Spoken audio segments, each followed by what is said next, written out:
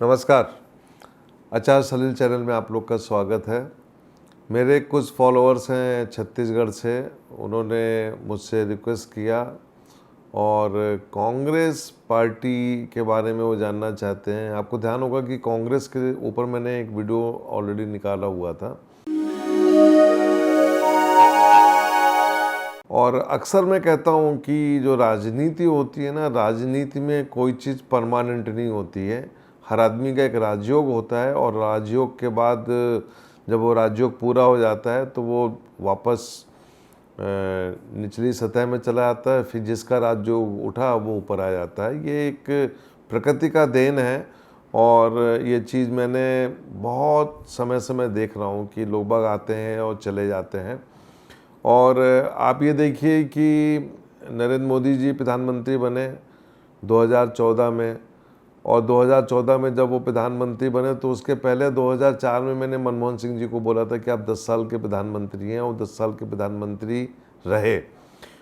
लेकिन इधर मोदी जी ने अपनी तैयारी करी, अपनी एक्सरसाइज करी, और कहते हैं ना कि everything is possible between love and war.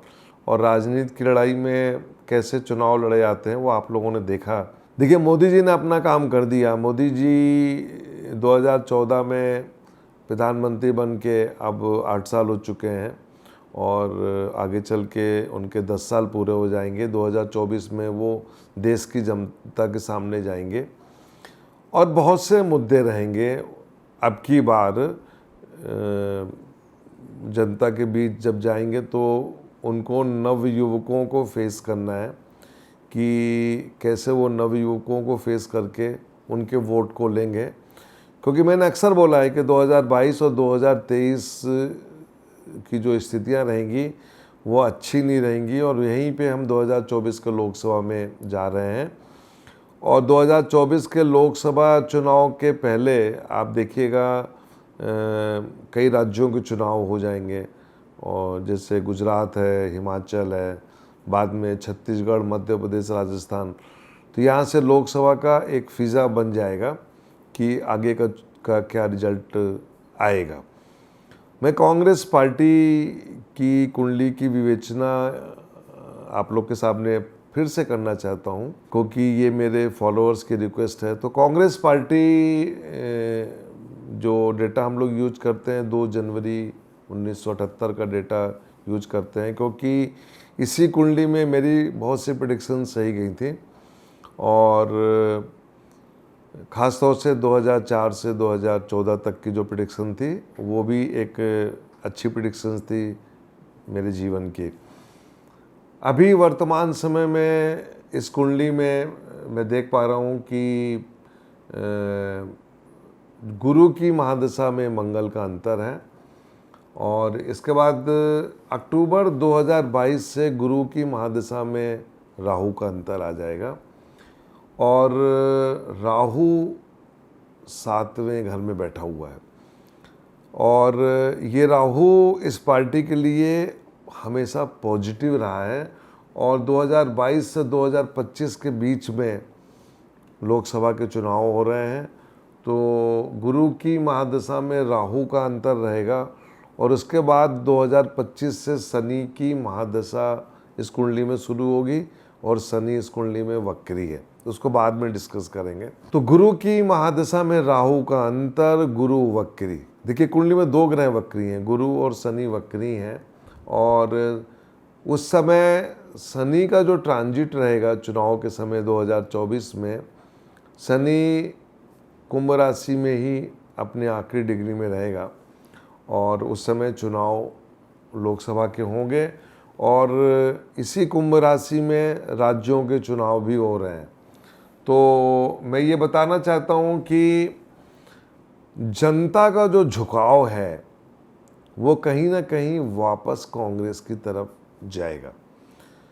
इसका मतलब ये हुआ कि कांग्रेस के अंदर जो अभी इस समय अंतर कलह चल रहा है वो आगे चल के 3-4 महीने में ये अंतर कलह जो है ये ख़त्म होगा, और इस अंतर कलह के ख़त्म होने के बाद लोगों का जो एक विश्वास है वो वापस कांग्रेस पार्टी की तरफ जाएगा। और कहीं ना कहीं आप ये मान के चले, जैसे मैंने किसी वीडियो में बोला भी था कि बीजेपी को मोदी जी तो संभाल के ले जाएंगे, लेकिन मोदी जी के बाद बीजेपी को संभालने वाला कोई नेता रहेगा नहीं। इसमें कोई दो राय नहीं कि जो 1977 में टुकड़े हुए थे वो आगे चल के बीजेपी के भी होंगे, क्योंकि मोदी जी जैसा नेता बीजेपी को मिलना मुश्किल है, जो साम दाम दंड भेद से सरकार को चला ले गए। और वन मैन शो, मैं जब मोदी जी के बारे में सोचता हूँ तो मुझे इंदिरा जी की याद आती है कि इंदिरा जी भी इसी स्टाइल में काम करती थी। आप एक बार और ध्यान से देखिएगा कि इंदिरा जी भी ब्यूरोक्रेसी के भरोसे सरकार चलाती थी और मोदी जी भी ब्यूरोक्रेसी पे भरोसा करते हैं, ईमानदार ब्यूरोक्रेट्स पे, और सरकार चलती है। लेकिन इतना बड़ा देश है कि उसमें रिजल्ट मिलना 10-8 साल में मुश्किल है। तो कहीं ना कहीं फिर वो डिफरेंट प्रकार के कार्ड चलेंगे चुनाव में और फिर चुनाव होगा। लेकिन मैं ये बताना चाहता हूँ कांग्रेसियों को कि गुरु की महादशा में राहु के अंतर में जितने भी चुनाव होंगे उसमें आपकी स्थिति धीरे धीरे मजबूती की तरफ बढ़ेगी और आप लोगों के अच्छे दिन आएंगे। और ये जो कुंभ का शनि है ये आप लोगों को एक अच्छा रास्ता दिखाएगा। इस कुंडली को मैं देखूं और सोनिया जी का भी जो डेटा है मेरे पास, क्योंकि वो पार्टी के अध्यक्ष है, तो उसके हिसाब से उनकी स्वास्थ्य जो होगा वो धीरे धीरे डाउन होगा, खासतौर से दिसंबर 2022 के बाद।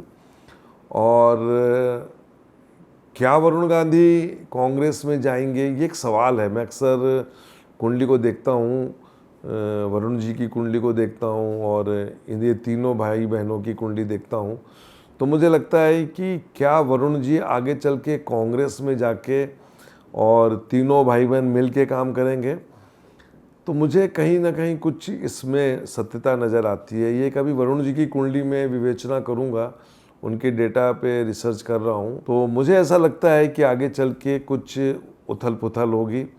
और जैसा होता है कि चुनाव के समय काफ़ी आगे पीछे लोग जाते हैं, तो मुझे लगता है कि बहुत कुछ होने वाला है आपकी पार्टी में। और 2024 के लोकसभा चुनाव में आप ये मान के चलिए कि एक अच्छे रिजल्ट्स की आप उम्मीद कर सकते हैं।